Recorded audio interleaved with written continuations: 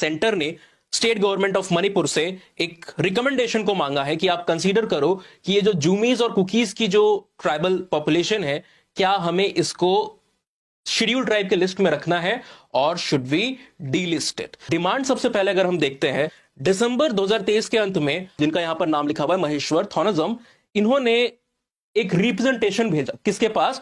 Ministry of tribal affairs, जिसको इस समय वर्तमान में अर्जुन मुंडा साहब लीड कर रहे हैं।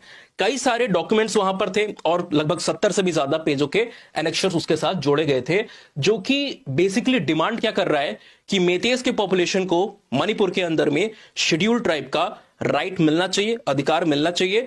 और जो वहां पर आप देख रहे हो कि जोमीज कुकीज की जो ट्राइब है, उसको शेड्यूल ट्राइब की लिस्ट से, एंट्री से बाहर कर देना चाहिए, यानी कि उनका शेड्यूल ट्राइब का दर्जा हटा देना चाहिए।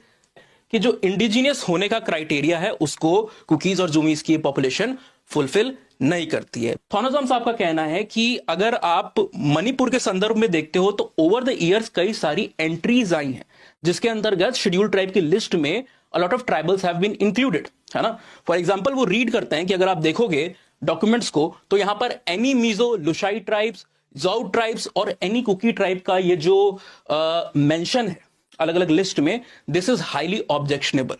क्यों ऑब्जेक्शनेबल है? इसलिए क्योंकि ये जो कुकीज आप नाम देख रहे हो, इट इज